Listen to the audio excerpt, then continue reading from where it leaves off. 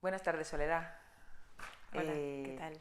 Bueno, pues muchas gracias por tu tiempo para esta entrevista. Es para nosotras, para mis compañeras de Psiquia y para mí un placer entrevistarte. Y hemos pensado en hablar un poco sobre un artículo que has escrito recientemente publicado en la revista de psicoanálisis de la Asociación Psicoanalítica de Madrid, la APM, titulado El encuadre psicoanalítico y los nuevos retos en los tratamientos. Y claro, leyendo el artículo pensaba, ¿quién diría hace unos pocos años psicoanálisis por Skype? ¿Cómo es eso?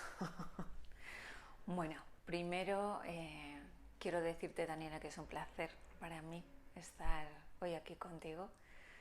Igualmente. Te agradezco tu interés, lo mismo que al resto del grupo de Psiquia, ¿vale? Pues sí, ¿quién nos lo iba a decir? ¿Quién nos lo iba a decir, sí, no? Cuando empezó esto. Psicoanálisis online. Yo diría que los psicoanalistas creo que teníamos y que tenemos un especial miedo, ¿no? Sí.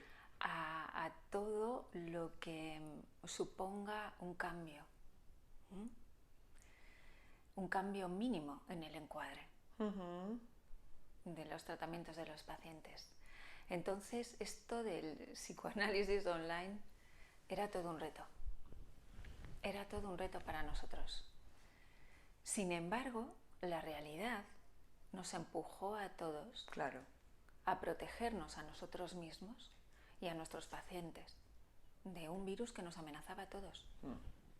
Era una realidad apabullante, había que hacer algo para seguir viviendo, ¿no? Era, efectivamente, en marzo, el 10 de marzo, yo recuerdo que ya cerraron los colegios. Se cerraron todas las ciudades del mundo.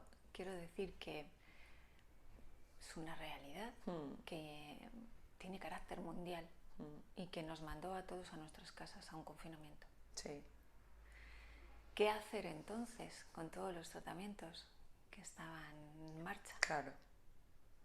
Sí, y fíjate que el artículo me pareció súper interesante y hay una idea en la que tú haces mucho énfasis, que es el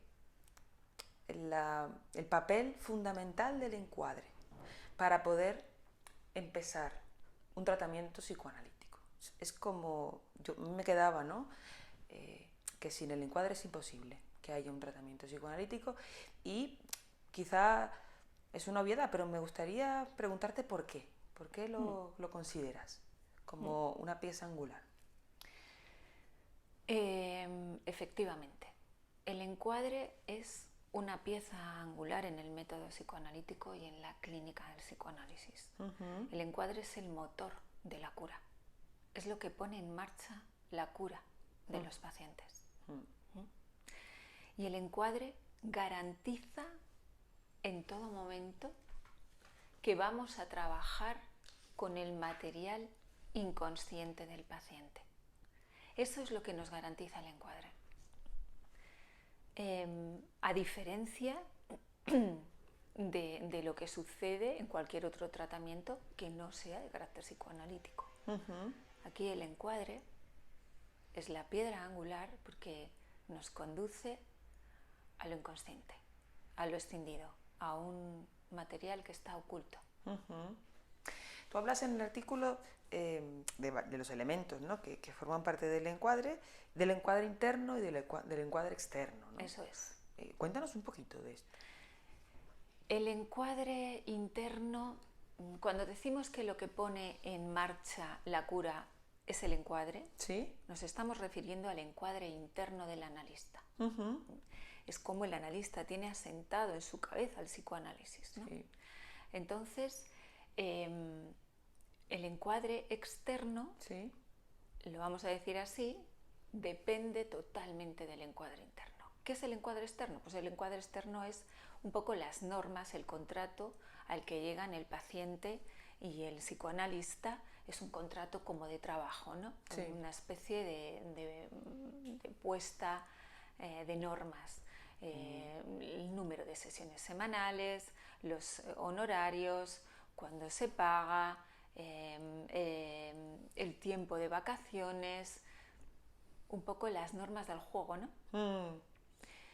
Y el encuadre interno, Sí. el encuadre interno es otra cosa como con mucha más enjundia, ¿no?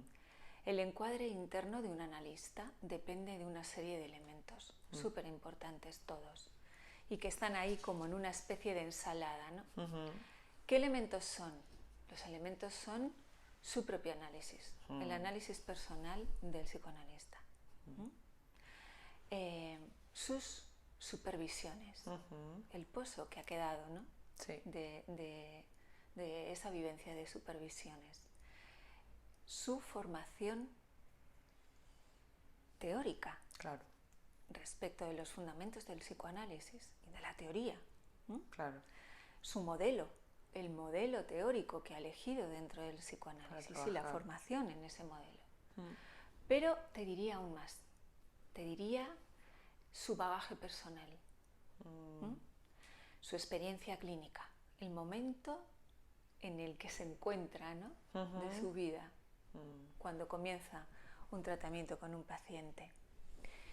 Y en última instancia su propio Edipo y la elaboración de su propio Edipo y de su complejo de castración que ha tenido en su análisis. Todo eso construye en el analista un modo de escucha. Claro. Un modo de escucha sui generis, personal, de cada uno, porque fíjate los elementos que hemos nombrado. Aportan mucho de lo individual del analista. Del recorrido, ¿no? De su recorrido, efectivamente, profesional y personal. Claro, o sea, es una cosa que yo siempre, bueno, últimamente he pensado mucho, ¿no? El psicoanálisis, que más que las intervenciones generales, lo que hay que hacer, lo que no hay que hacer, creo que el encuadre, corrígeme por favor Soledad si me equivoco, pero tiene también que ver con que lo que se hace en una sesión psicoanalítica tiene una explicación. Y esa explicación tiene que ver con el encuadre también. No se hace porque sí, ni porque lo dice, ni porque hay una técnica genérica para eso, ¿no? Para acceder a eso, para acceder a lo inconsciente, sí. El método psicoanalítico tiene unas herramientas.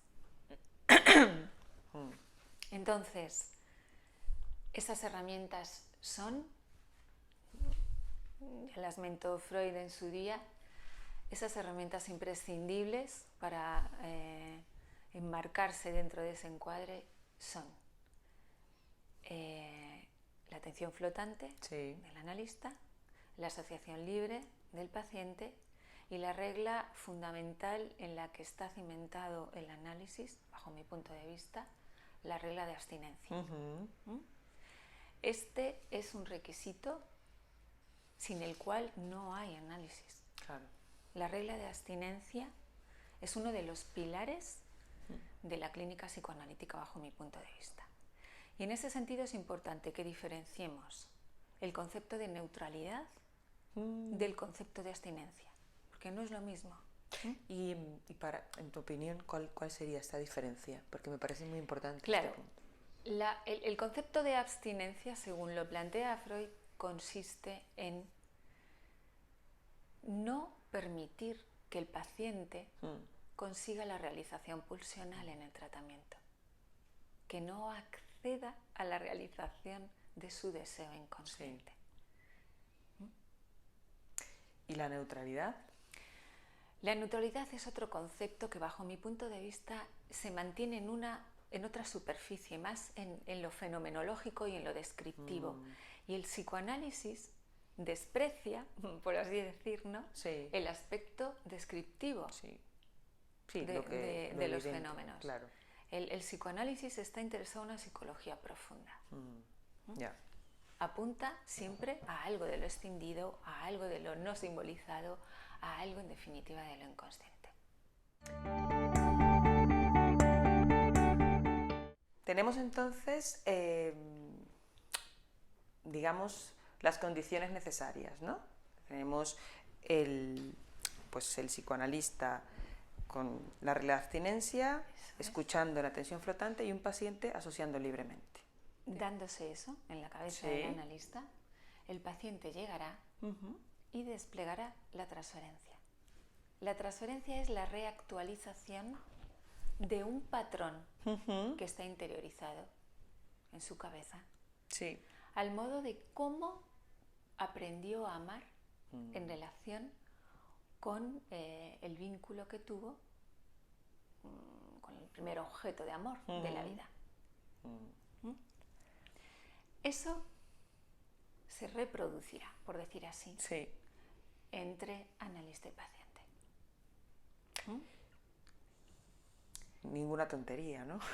Ninguna tontería. Y es el motor, ¿no? Pero en cualquier caso, hay que decir que eso se produce siempre, sí o sí. El paciente siempre transfiere. La transferencia siempre está ahí y está desde el comienzo, ¿vale? En general, ¿no? En general. Puede estar más soterrada, puede aparecer de manera como más estridente, pero siempre está. Porque dijo Freud que es innato en el ser humano que todos transferimos ese patrón, ¿no?, que tenemos, esa manera de amar. Eso lo transferimos con todas las personas con las que conocemos. ¿Cuál es la diferencia respecto de que eso se transfiera en el marco ya del análisis? La diferencia está en que esa transferencia desplegada va a ser escuchada por el analista y va a ser de alguna manera manejada por el analista, de forma que se le pueda señalar. Claro, porque esa transferencia, eso que el paciente coloca en el analista a modo de una repetición de un patrón, puede suponer un obstáculo o puede facilitar el proceso, ¿no? En un primer momento supondrá un obstáculo, con lo cual el analista deberá estar atento a ese despliegue de la transferencia para poder atenderlo, poder apalabrarlo como convenga, ¿no? Esos señalamientos de la transferencia y no otras cosas, no dar consejos al paciente, que decíamos antes, van a posibilitar que el paciente va construyendo su cabeza de análisis. Se va construyendo con el paciente un sujeto analítico que ya piensa de otra manera y que está entrando en un proceso de regresión. Proceso de regresión fundamental, porque sin regresión no hay proceso analítico. Y en esto haces mucho énfasis en el artículo. Claro, es que sin un proceso regresivo no hay posibilidad de acceder al cuarto oscuro. ¿Y cómo explicarías en qué consistiría un proceso de regresión en un paciente? Es prepararle, en definitiva, para estar atento a los signos del inconsciente, para caer en la cuenta de que es un sujeto escindido, o sea, de que hay un otro desconocido dentro de él, ¿no? De que le pasan cosas que están fuera, ajeno a su voluntad. Que en definitiva hay un material inconsciente al que vamos a ir accediendo progresivamente, muy poquito a poco, a través de la repetición. La transferencia va a posibilitar que el paciente empiece a repetir con nosotros, en medio del vínculo, sus conflictivas inconscientes. Se van a poner en juego con la figura del analista. Claro. Siendo el analista el que va a representar a alguien de su serie psíquica. En cada momento del análisis, en un momento dado, podrá representar a la madre o al padre o a un hermano, poniéndose en juego el qué. Algo de lo inconsciente, de lo reprimido. Pero ¿eso qué es? La sexualidad infantil. Claro. En definitiva, cómo fue cómo transitó ese pasaje edípico y preedípico, cómo elaboró su complejo de castración. Con estas figuras de su serie psíquica y dependiendo del momento en el que el paciente esté, ¿no? Es como si dijésemos, en el análisis tiene una segunda oportunidad, ¿no? Claro. Para poder recolocar eso. Es como podríamos pensarlo como un intento de reparación. Sí, ¿por qué no? Como un intento de reparar aquellos elementos, ¿no? Que siempre fueron traumáticos, porque la sexualidad en sí misma, en el ser humano es traumática. Y eso sucede en presencia física, en nuestras consultas. Sí. En el mejor de los casos, en el caso más ideal, donde uno está en una consulta donde nadie le oye, con un diván, con toda la parafernalia, ¿no?, que le acompaña al método psicoanalítico. Pero hemos visto que eso también sucedía en presencia virtual, en el online, siempre y cuando el analista tuviera bien encajado lo esto que hablábamos de lo que estamos antes, hablando, claro. el fundamento del psicoanálisis, o sea, el encuadre psicoanalítico en su cabeza. Pensaba también en esta época que nos ha tocado vivir, ¿no?, en marzo del 2020, aquí en España, en el trabajo con niños, ¿no? Como también ellos pues sufrieron evidentemente estos meses, cada uno con sus particularidades, y me gustaría saber tu opinión en la psicoterapia virtual con niños. Tanto con niños como con adultos, como con adolescentes, yo pienso, Daniela, que eso está por ver, que necesitamos que pase el tiempo, claro, que necesitamos tener perspectiva y que necesitamos todos los psicoanalistas pensar juntos. Claro. Y hacer un recorrido que hemos tenido que vivir abruptamente, ¿no?, por lo que ha sucedido. Creo, insisto de verdad, que necesitamos tiempo para pensar con perspectiva. Pero en cualquier caso me atrevo a ponerme en el caso. En este tiempo he asistido a webinars donde había personas que mostraban sus trabajos online en tratamiento con niños. Y era sumamente interesantísimo, ¿no? Cómo,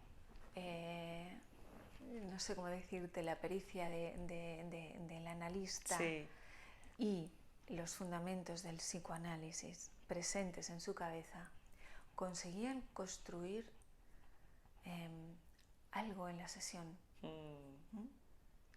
De manera que el tratamiento no se paraba, seguía avanzando.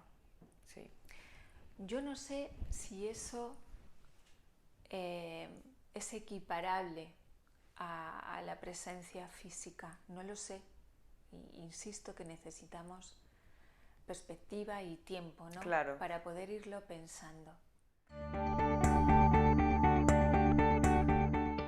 Al final del artículo, Soledad, parte de las conclusiones que planteas, hay una que me pareció, me encantó, ¿no?, porque hablabas de tu sensación personal, que además la comparto, ¿no?, de cómo de productivos notabas a los pacientes en un tiempo de confinamiento y la relación que haces de esto con lo que Freud definía como lo traumático. Cuéntanos un poco de esto, por favor. Yo creo que esto es algo que hemos experimentado todos y que además hemos tenido la oportunidad de contárnoslo, ¿no?, unos a otros, lo extraordinariamente cansados que terminábamos en la jornada, ¿no?, cada día, después de trabajar en forma online en aquellos momentos en los que, insisto, había centenares de muertos por COVID cada día. Y habría una reflexión en todos respecto de lo traumático, porque pudimos observar cómo los pacientes estaban especialmente productivos. Sí. Había una cantidad de material. Pero me refiero de material en relación con lo latente. Sí.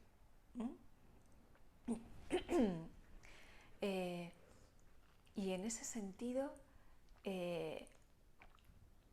pues encontrábamos que soñaban muchísimo más que en las consultas, en que la asociación libre era muchísimo más fluida, sí. que no es fácil conseguir que un paciente asocie libremente, sí. Eso es otra cosa, y cómo había una fluidez, ¿no?, en asociar los contenidos, las temáticas, en organizar las secuencias, ¿no?, en sí. la sesión con temáticas diferentes. Bueno, había una productividad impresionante que nos obligaba efectivamente a nosotros también a estar muy atentos, sí, ¿no? a escuchar. Y en relación con eso, yo tuve la necesidad de irme a los textos de Freud directamente, y entonces ahí pude pensar cómo Freud lo que nos dice es que el trauma en el ser humano, lo traumático es la sexualidad, la sexualidad infantil. Y en última instancia, el origen de todos los traumas es ese, el trauma vivido en la neurosis infantil. Con lo cual, todos nosotros nos encontrábamos en un hecho traumático de la realidad. Sí. Todos, los analistas también, porque también estábamos amenazados en nuestra salud, nuestros familiares estaban amenazados y, en definitiva, estábamos llamados a seguir sosteniendo a nuestros pacientes cuando nosotros también estamos amenazados por lo traumático. Y yo creo que hemos podido observar bien cómo lo traumático de la realidad tiene un imán con lo traumático singular, ¿no?, escindido. Digamos que el origen del trauma, que es la sexualidad infantil, sí, tiene una conexión con el trauma de la realidad. Yo diría, y lo digo en el artículo, ¿no?, que como que el trauma de la realidad tenga un salvoconducto para acceder directamente a lo latente, casi como el sueño, casi como una vía fantasía inconsciente, ¿no? Tiene ahí un atajo, sí, y llega directo y pellizca en él y lo saca, permite que salga. Entonces todos estábamos bajo ese traumatismo, ¿no? Estaba amenazada nuestra vida y la de nuestros seres queridos. Claro. Sin embargo, cada paciente, cada uno de nosotros vivía el trauma de una manera. Claro. ¿Cómo? Pues en función de cuál fue su neurosis infantil, cómo pudo hacer ese pasaje de su sexualidad infantil. Y nos encontrábamos los analistas con que estamos agotados. Sí. Porque aunque se supone y estábamos en casa, que estamos más preparados que los demás porque estamos analizados, se supone que hemos hecho esa, como tú decías, ¿no?, esa reelaboración de nuestro trauma. A pesar de eso, estábamos llamados a sostener a nuestros pacientes y a sostener nuestro propio trauma alterado. Claro, que estaba, a lo mejor no es la palabra correcta, pero activado de alguna manera, también, ¿no? Porque es por quizá mucho más tenue, ¿no? Claro. Por el trabajo que tenemos hecho, pero activado también. Claro. Y acabamos agotados. Y en estos nuevos retos, ¿no?, como parte del nombre del artículo, ¿no?, que es el encuadre psicoanalítico y los nuevos retos en los tratamientos, pues a mí me parece, además de interesante, necesario esta reflexión que tú haces en este artículo, porque es cierto, ¿no?, y lo hablábamos antes, que Freud crea su teoría en la época que la crea, pero que a nosotros nos ha tocado vivir otra cosa, y no por eso tenemos que parar, ¿no?, y dejar de hacerlo porque no lo podemos hacer exactamente como lo hacía Freud. Y me parece insisto, necesario, ¿no? Y esto que hablábamos antes de cómo también los psicoanalistas nos tenemos que adaptar un poco a las épocas que nos tocan vivir. Y creo que esto es parte, ¿no?, de esa adaptación. Yo creo que la clave está, insisto, en no perder de vista los fundamentos del psicoanálisis. Y esto que decimos del encuadre interno. Porque Claro. si el analista tiene claro cuál es su cometido, sí, lo llevará a cabo en el online, en la presencia física, claro, telefónicamente. por teléfono, claro. No se trata de hacer una defensa del psicoanálisis online. Yo desde luego no me atrevería a hacerlo, ya digo, ¿no? Necesitamos tiempo para pensar. Pero sí que creo, sin duda, que atravesamos una realidad, ¿no? Y son los tiempos que nos han tocado vivir. Claro. Y que lo que ya estamos viendo es cómo hay pacientes que viven fuera de la ciudad en la que está uno y que le llaman pidiéndole cita. Claro. Y eso nos está pasando a todos, Sí. como no nos había pasado antes. Y yo me planteo frente a eso cuál es la posición del psicoanalista. Claro. ¿Por qué decir que no? ¿Por qué no pensar? ¿Por qué no pararse a pensar? ¿No? Que de alguna manera creo que lo online es una manera que la sociedad tiene en marcha, que ha aceptado como modo de vínculo también. Claro. Y de ponerse en contacto los seres humanos, ¿no? Me pregunto si seremos capaces, ¿no?, de no perder los fundamentos del psicoanálisis. Y entonces yo creo que si no los perdemos podremos trabajar online. Pero insisto, habrá que dar tiempo, ¿no?, y perspectiva para poder, no sé, pensar esto como con más enjundia. Sí. Por el momento es una realidad, se ha convertido en una realidad. Sí. Y ya todos nosotros tenemos demandas de personas que quieren hacer un tratamiento y viven en una ciudad distinta. Claro. A la que o en un país distinto. O en un país distinto. Sí. ¿No? Sí. Creo que eso sí ya está en marcha. Y creo que para eso no hay vuelta atrás. No sé si tenemos que asumir el reto, no lo sé. O sea, mi planteamiento es una reflexión y es una invitación a que pensar. Sigamos, eso es, pensando juntos, porque siento que nos necesitamos, ¿no? Sí. Unos a los otros. Y porque no, o sea, es inevitable no pensar en esto, ¿no? Porque es una realidad que nos atraviesa y no solo en nuestra profesión. Hay quien va a clases online, hay partes ya del itinerario del colegio, del instituto que se da online. Quiero decir, ya va formando parte de la vida cotidiana de las personas en general. Bueno, hay que decir que aquí en Occidente ha sido más novedoso, pero hay que decir que tanto en América del Norte como en América Latina, este es un debate abierto desde hace décadas. Ellos también, pues quizá por las distancias, ¿no? Las distancias ahí son bestiales. Sí. Lo que aquí son 500, 600, 700 kilómetros, allí... Y el sistema de transporte y todo esto es más difícil. Quiero decir, ellos han reabierto este debate hace décadas. Claro. Y yo creo que, bueno, tendremos que ir aprovechando, ¿no?, de los que empezaron a pensar primero en este tema. Pero yo insisto en que no debemos perder de vista los fundamentos del psicoanálisis y el encuadre interno.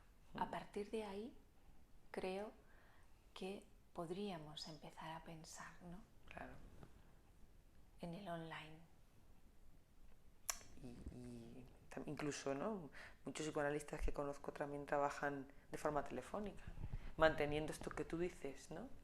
El encuadre interno y ahí, bueno, pues habrá mucho también por pensar, ¿no?, en la modalidad telefónica, porque ahí paciente y analista no se ven. Yo ahí sí que creo que la fantasmática puede quedar trastocada, ¿no? No sé cómo. Insisto que necesitamos tiempo. Porque en la manera online, al fin y al cabo, paciente y analista se pueden ver. Sí. Aun cuando se simule la situación de diván, sí. ¿no? Si el paciente en un momento dado lo decide, gira y ahí está su analista, ¿no? Sí. Al otro lado de la pantalla. Entonces sí que creo que lo de ver y ser visto en psicoanálisis tiene un lugar, ¿no? Sí. Bueno, necesitamos tiempo, insisto, para seguir pensando. Pensar, ¿no? Lo mismo en relación al cuerpo, que me preguntabas antes. Sí. En el cuerpo pensamos, ¿qué representa el cuerpo para el psicoanálisis? Porque yo no sé hasta qué punto, ¿no? No estar en una presencia física puede afectar en el proceso. Lo veremos, claro. Lo vamos a ir viendo, ¿no? Pero de entrada, ¿qué podemos pensar en relación a eso? Se me ocurre pensar que el cuerpo, por ejemplo, de la medicina, el cuerpo biológico, el orgánico, no es el cuerpo del psicoanálisis. Claro. El cuerpo del psicoanálisis es un cuerpo que está atravesado por el psiquismo. Sí. Es un cuerpo sexuado que está atravesado por la vivencia de la sexualidad infantil y por el lenguaje y por tanto por lo simbólico. De manera que hablar del cuerpo no vale, hay que hablar de los cuerpos. Miles, millones. Claro. La experiencia corporal es muy singular en cada uno. Porque, por ejemplo, Soledad, tú notabas en los tratamientos online diferencias o piensas que a lo mejor puede ser más útil para unas personas que para otras, en función a lo mejor de, yo qué sé, no sé, motivos de consulta, pensar, psicopatología. Sí, que pueda presentar más dificultad a lo mejor para aquellos sujetos con más déficit de simbolización. Pero, Daniela, pienso que en presencia física nos encontraríamos también con esa dificultad. Pacientes cuya psicopatología, ¿no? Contenga ese déficit de simbolización, nos encontramos con esa dificultad en presencia física también. Lo mismo que en online. Presencia virtual. Quiero decir que, no sé, yo estoy expectante, ¿no? Por ver a dónde nos lleva esto y por poder empezar, ¿no? a pensar, a tener algunas conclusiones que creo que, francamente, nos van a llevar un tiempo. Sí. Pero sí que creo que el cuerpo del psicoanálisis es un cuerpo que está atravesado por el inconsciente y que necesita de alguna manera de lo simbólico. Que hay algo, ¿no? Del cuerpo del psicoanálisis que va más allá de lo orgánico. De lo biológico, claro. El cuerpo, si está desprovisto del alma, claro, de repente ya sí. Sí. Es el cuerpo. Con el alma era la persona. Sí, era a lo Está mejor más próximo al yo. Y eso me lleva, ¿no? a cómo el cuerpo y el yo van de la mano, ¿no? El cuerpo contribuye al yo en el sentido de que el yo se construye en la recomposición de las partes, ¿no? Como una unificación. En la unificación, efectivamente, ¿no? De lo desmembrado. Sí, de lo desmembrado, claro. Que así es como llegamos, ¿no? Sí. Y esa composición en un objeto global es a través del otro, de la mirada del otro. Claro. Es el espejo, la mirada del otro. Entonces, de ahí se construye el yo. Sí. Que yo creo que va de la mano del cuerpo. Que yo creo que va de la mano del cuerpo. sí.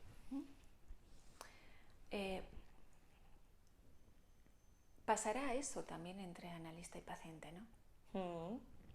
Pero otra vez, claro. El paciente necesita ser mirado por el analista, Claro. ¿no? Para constituirse, digamos. Para, ¿no? sí, para reconstituir el yo, por así decirlo. En ¿no? ese proceso, efectivamente. Entonces yo me pregunto, ¿se puede hacer online? Esto es para pensar, vamos, Esto es para pensarlo. un rato largo. Tenemos años por delante, yo creo, para Sí, esperemos que sí. para pensar todo Sí. esto que tenemos entre manos. Sí. Muy interesante, Soledad. Muchas gracias. Muchas gracias, un placer estar contigo. Igualmente.